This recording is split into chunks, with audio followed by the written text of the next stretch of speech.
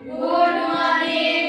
આજે આપણે દિશા અને અંતર વિશે સમજ મેળવવાની છે. આપણે અગાઉના તાસમાં દિશાઓના ખૂણા કેટલા અંશના બનશે, પછી બીજો એમાં આપણે એક વસ્તુનો અભ્યાસ કરી ગયા કે પોતાના મૂળ સ્થાનથી કોઈ વ્યક્તિ કોઈ પણ દિશામાં જાય, પૂર્વ, પશ્ચિમ, ઉત્તર, દક્ષિણમાં, તો બાજુઓ વિશે ખાસ આપણે અભ્યાસ કરી ગયા હતા. શાના વિશે? બાજુઓ વિશે, એટલે કે ડાબી અને જમણી. બરાબર?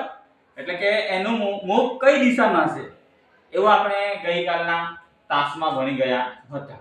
આજે આપણે દિશાઓ અને અંતર, એટલે કે વ્યક્તિ જશે તો દિશામાં જ, પણ પોતાના જે મૂળ સ્થાન છે ત્યાંથી 1 કિલોમીટરમાં જશે. સામાન જશે કિલોમીટર.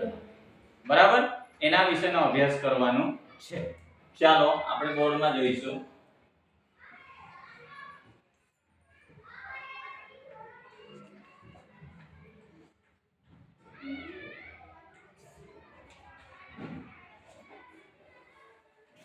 દિશા અને અંતર. જોજો બાળકો, અહીંયા એક ઉદાહરણ આપ્યું છે. હું એમ સમજુ છું કે મારા બધા જ બાળકોને દિશાઓ, એમના દિશાઓના ખૂણાઓનો માપ, પછી ડાબી જમણી બાજુ કઈ દિશામાં મુખ રહેશે, એ તો બધું તમને ખ્યાલ આવી ગયો છે. તમે બધા બાળકોએ સમજ મેળવી લીધી છે. આજે આપણે જોઈએ કે અહીંયા આપણી પાસે એક ઉદાહરણ છે, વિધાન છે. જનક ઉત્તર દિશા તરફ 5 કિમી ચાલે છે. ત્યારબાદ ડાબી બાજુ વળી બીજા 5 કિમી ચાલે છે અને ફરી ડાબી બાજુ વળીને 5 કિમી ચાલે છે. તો તેનું મુખ કઈ દિશામાં હશે? તેનું મુખ કઈ દિશામાં હશે? અહીંયા આપણે એમ સમજવાનું છે કે આપણી પાસે જે પણ વિધાન આપવામાં આવ્યા છે એમાંથી એક નહીં પરંતુ એક કરતા વધારે પ્રશ્નો બનશે. પહેલા પ્રશ્નમાં એમ કહેવા માંગે છે કે તેનું મુખ કઈ દિશામાં હશે. બીજો અહીંયા એક એવો પ્રશ્ન બને છે કે જનક કુલ કેટલા કિમી ચાલ્યો હશે. બે પ્રશ્ન થયા. અને ત્રીજો કે પ્રસ્થાન બિંદુથી જનક કેટલા કિમી દૂર હશે. એટલે એક જ પ્રશ્નમાંથી એક કરતા વધારે પ્રશ્નો બને છે. પણ આપણે પહેલા અહીંયા સુધી જ જોઈશું કે જનક ઉત્તર દિશા તરફથી 5 કિમી ચાલે છે, ત્યારબાદ ડાબી બાજુ વળી બીજા 5 કિમી ચાલે છે અને ફરી ડાબી બાજુ વળીને 5 કિમી ચાલે છે. તો તેનું મુખ કઈ દિશામાં હશે? આટલો જ પ્રશ્નમાં પહેલા આપણે જવાબ મેળવવાનો છે. બરાબર? હવે અહીંયા જોજો, જનક ઉત્તર જ્યારે પણ આવું હોય ત્યારે આપણે સૌપ્રથમ શું કરીશું તો કે દિશાઓને આપણે આકૃતિ દોરી દઈશું. આકૃતિનું નિર્દેશ કરી દઈશું. બરાબર? આકૃતિ નિર્દેશ થઈ ગઈ. પૂર્વ, પશ્ચિમ, ઉત્તર, દક્ષિણ તો કરવી પડે ને. આ ઉત્તર દિશા, આ દક્ષિણ દિશા, આ પૂર્વ દિશા અને આ પશ્ચિમ દિશા. આટલો તો તમને ખ્યાલ છે. આમ તો કરવું જ પડશે. જોજો, જનક ઉત્તર દિશા તરફ 5 કિમી ચાલે છે. કેટલા કિમી? 5. એટલે જ્યારે દિશાઓનું અહીંયા આપણે મધ્ય બિંદુ, એટલે કે આને પ્રસ્થાન બિંદુ આપણે નક્કી કરીશું. હવે જનક ઉત્તર દિશા તરફ કેટલા કિમી ચાલે છે? 5. એટલે જનક 5 કિમી ચાલ્યો. બરાબર? આગળ જોજો, ત્યારબાદ ડાબી બાજુ વળી બીજા 5 કિમી ચાલે છે. જો જનક પોતાના સ્થાન પરથી ઉત્તર દિશામાં જઈ રહ્યો છે, તેની ડાબી બાજુ કઈ આવશે? આ. બરાબર? એટલે આપણે અહીંયા જોઈશું કે આ 5 કિમી ચાલ્યો. હવે ડાબી બાજુ વળી 5 કિમી, અહીંયા ડાબી બાજુ વળ્યો. આ વળ્યો એટલે અહીંયા વળે છે એટલે હંમેશા કોઈ પણ વ્યક્તિ કેટલા અંશના ખૂણે વળશે? 90 અંશના. બરાબર? અહીંયા કાટખૂણો બની ગયો છે. જોજો, 90 અંશ. બરાબર? બીજા 5 કિમી ચાલે છે. જો આ 5 કિમી પાછા ચાલે. કોણ? જનક. બરાબર? અને ફરી ડાબી બાજુ વળીને 5 કિમી ચાલે છે. હવે જનક ઉત્તરમાં ગયો હતો, ઉત્તરમાંથી કઈ દિશામાં ફર્યો? ડાબી બાજુ. હવે ડાબી બાજુથી પાછા કઈ બાજુ ફરે છે? ડાબી બાજુ. ખ્યાલ આવે છે? એટલે આમ ગયો છે એટલે ફરી પાછા આમ ડાબા હાથ પર ફરશે. પણ કેટલા કિલોમીટર ચાલશે? પાછા 5 કિલોમીટર. તો પાછા જનક અહીંયા આવશે. આ પણ 5 કિલોમીટર. 5 km ટૂંકમાં લખું છું km. અહીંયા પણ km એટલે કે કિલોમીટર. બરાબર?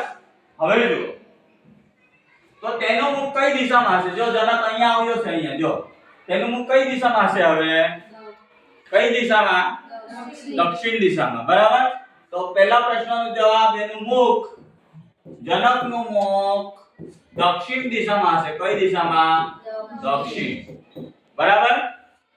આ વિધાન પરથી આપણે પહેલા પ્રશ્નનો જવાબ મળી ગયો છે. હવે આ જ પ્રશ્નમાં આપણે બીજી રીતનો પ્રશ્ન પૂછવામાં આવશે. તો કે જનક કુલ કેટલા કિમી ચાલ્યો હશે? જનક કુલ કેટલા કિમી ચાલ્યો હશે? બરાબર હશે. અહીંયા જ્યારે આવી રીતનો પ્રશ્ન બનશે ત્યારે આપણે શું કરીશું? તો કે જનક પોતાના પ્રસ્થાન બિંદુથી ઉત્તરમાં કેટલા કિલોમીટર ચાલ્યો? 5. પછી ડાબી બાજુ વળીને કેટલા કિલોમીટર ચાલ્યો? 5. પછી પાછા ડાબી બાજુ વળીને દક્ષિણ દિશા તરફ આવે છે ને, તો કેટલા કિલોમીટર ચાલ્યો? 5. તો જનક કેટલા કિલોમીટર ચાલ્યો હશે? 15 કિમી. કેટલા કિમી? 15. ખ્યાલ આવી ગયો? અહીંયા આપણે આ કઈ પ્રશ્નો ભારે નથી, પરંતુ પ્રશ્નોમાંથી અલગ અલગ પ્રકારના પ્રશ્નો બની શકે છે. ખ્યાલ આવ્યું? આ બે વસ્તુ વિશે આપણે સમજી લીધું. ચાલો હવે ત્રીજી વસ્તુ શું કહેવા માંગે છે તો જોઈએ. આના વિશે પણ આપણે 15 કિલોમીટર ચાલ્યો હશે, સમજી ગયા. એનું મુખ કઈ દિશામાં હશે એના વિશે પણ આપણે સમજી ગયા. બરાબર. તેનું મુખ હવે આ વિધાનને બીજી રીતે બનશે. જોજો, જનક ઉત્તર દિશા તરફ 5 કિમી ચાલે છે, ત્યારબાદ ડાબી બાજુ વળી બીજા 5 કિમી ચાલે છે અને ફરી ડાબી બાજુ વળીને 5 કિમી ચાલે છે. તો પ્રસ્થાન બિંદુથી જનકને કેટલા કિમી દૂર હશે એમ કહેવા માંગે છે. જે જનક ત્યાંથી ગયો હતો ને, ત્યાંથી હવે અહીંયા સુધી આવી ગયો છે, તો કેટલા કિમી દૂર હશે? તો એને પાછા આપણે સમજીએ. જોજો, આટલો હું સાફ કરું છું. બરાબર. એટલે અહીંયા બીજી આકૃતિ આપણે દોરીએ.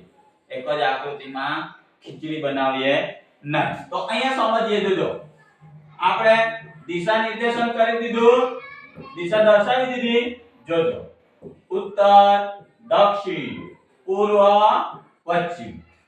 શું કહેવા માંગે છે? જનક ઉત્તર દિશા તરફ 5 કિમી ચાલે છે, એટલે જનક પોતાના પ્રસ્થાન બિંદુથી પાછા 5 કિમી ચાલ્યો. આ 5 કિમી ચાલ્યો. બરાબર. જોજો, બરાબર. ત્યારબાદ ડાબી બાજુ વળી બીજા 5 કિમી ચાલે છે, એટલે પાછા ડાબી બાજુ વળશે જનક, એટલે આ સાઈડે વળશે. 5 કિમી પાછા ચાલશે બીજા. ચાલશે ને? હા. પછી પાછા જો અને ફરી ડાબી બાજુ વળીને 5 કિમી ચાલે છે. હવે અહીંયા 5 કિમી પૂરું થાય છે, તો અહીંયા ડાબી બાજુ વળશે એટલે દક્ષિણ દિશામાં આવશે ને, એટલે અહીંયા વળશે. પાછા 5 કિમી ચાલે છે. બરાબર. ચાલે છે. તો પ્રસ્થાન બિંદુથી જનકને કેટલા કિમી દૂર હશે? તો પ્રસ્થાન બિંદુથી, જો જનકનું પ્રસ્થાન બિંદુ કયું છે? આ પ્રસ્થાન બિંદુ. જો જનક પોતાની મૂળ જગ્યા પરથી ઉત્તરમાં 5 કિમી ગયો, ત્યાંથી ડાબી બાજુ ફરીને પાછા 5 કિમી આગળ આવ્યો અને ત્યાંથી પાછા ડાબી બાજુ ફરીને 5 કિમી આગળ આવ્યો. જનક અહીંયા આવ્યો છે, તો જનકના પ્રસ્થાન બિંદુથી અહીંનો જે જનક હાલમાં જે આવ્યો છે એની કેટલો કિલોમીટર દૂર હશે? હા, બોલજો બેટા. Very good. હા, તમે બોલો ભાઈ. 5 કિલોમીટર. દિલીપભાઈ 5 કિલોમીટર જ ને? બરાબર. જનક અહીંથી ગયો 5, અહીંથી આમ 5, અહીંથી આમ 5, તો અહીંયા જનકનું મૂળ સ્થાન છે ને, ત્યાંથી જનક હાલમાં જે ઊભો છે તે કેટલા કિલોમીટર હશે? 5 જ કિમી હશે. ખ્યાલ આવ્યો? હા, તો એનો જવાબ 5 કિમી આવશે. ઉતારી દો બાળકો. બીજો હજુ આપણે એક વિધાન લીધું છે સમજૂતી મેળવવા માટે. ચાલો આખું વિધાન કોણ વાંચશે? શીતલબેન, વાંચ બેટા. રાધા ઉત્તર દિશામાં 7 કિમી ચાલે છે, પછી તે જમણી તરફ વળી 3 કિમી ચાલે છે, વળી ફરી તે પોતાની જમણી તરફ વળી 7 કિમી ચાલે છે. તો તે પોતાના મૂળ સ્થાનથી કેટલા કિમી દૂર હશે? તેનું મુખ કઈ દિશામાં હશે? અહીંયા એક પ્રશ્ન બને છે અને પછી બીજો પ્રશ્ન શું? તો કે તેનું મુખ કઈ દિશામાં હશે. બરાબર. ખ્યાલ આવે છે? અહીંયા એક જ વિધાનમાંથી આપણે બે પ્રશ્નો બનાવ્યા છે. હવે જોજો, સૌપ્રથમ આપણે શું કરીશું? પહેલા શું કરીશું? દિશા નિર્દેશ કરીશું. તો ચાલો આપણે સૌપ્રથમ દિશા નિર્દેશ કરી દઈશું. ચાલો, દિશા નિર્દેશ થઈ ગઈ. ઉત્તર, દક્ષિણ, પૂર્વ, પશ્ચિમ. પૂર્વ પશ્ચિમ બરાબર. રાધા ઉત્તર દિશામાં 7 કિમી ચાલે છે. એટલે અહીંયા આપણે એનો પ્રસ્થાન બિંદુ ગણીશું. મુખ્ય સ્થાન પોતાની મૂળ જગ્યા બરાબર. આ મૂળ જગ્યા મૂળ સ્થાન એમ આપણે સમજવાનું છે. જોજો રાધા ઉત્તર દિશામાં 7 કિમી ચાલે છે. કઈ દિશામાં? ઉત્તર. એટલે ઉત્તરમાં જશે. તો અહીંયા સુધી રાધા ચાલી કેટલા કિલોમીટર? 7. કેટલા કિલોમીટર ચાલી? 7. ખ્યાલ આવ્યો? હવે પછી તે જમણી તરફ વળીને 3 કિમી ચાલે છે. રાધા હવે ઉત્તરમાં ગઈ ને તો જમણી બાજુ કઈ આવશે? આ કે આ બાજુ આવશે. તો ચાલો અહીંથી રાધા 3 કિમી ચાલે છે. કેટલા કિમી ચાલે છે? 3 કિમી. ખ્યાલ આવી ગયો? ખ્યાલ આવ્યો? જ્યારે પણ કોઈ વ્યક્તિ વળશે ત્યારે કેટલા અંશનો ખૂણો બનશે? 90. એ ખાસ યાદ રાખવાનું છે. હા હવે જોજો વળી ફરી તે પોતાની જમણી તરફ વળી 7 કિમી ચાલે છે. હવે આમ તો 3 ગઈ કિમી પણ પાછા કઈ બાજુ? જમણી બાજુ વળીને પાછા કેટલા કિમી ચાલે છે? 7 કિમી. એટલે એ ફરી પાછા 7 કિમી ચાલશે. હા કેટલા કિમી ચાલે આવી? 7 કે એમ જ લખું છું. હા કિમી ને બરાબર. તો તે પોતાના મૂળ સ્થાનથી કેટલા કિમી દૂર હશે? જો રાધા અહીંયા આવી ગઈ છે. હવે રાધાનું મૂળ સ્થાન અહીંયા છે અને રાધા અહીંયા ઊભી છે તો કેટલા કિમી દૂર હશે? સંતીબેન 3 કિમી. ધનેલભાઈ શીતલબેન 3 કિમી. Very good. કેટલા કિમી? 3. કારણ કે એ અહીંયા 3 જ ગઈ છે તો 7 આવશે કે અહીંથી આનું વચ્ચે આ ચોરસ બને છે ને? ચોરસની ડિઝાઇન બને છે કે નહીં બનતી? એટલે કેટલા કિમી દૂર હશે? 3. એટલે એનો જવાબ કેટલા આવશે? 3 કિમી દૂર હશે. પહેલો પ્રશ્ન ખ્યાલ આવ્યો? હવે આ જ પ્રશ્નમાં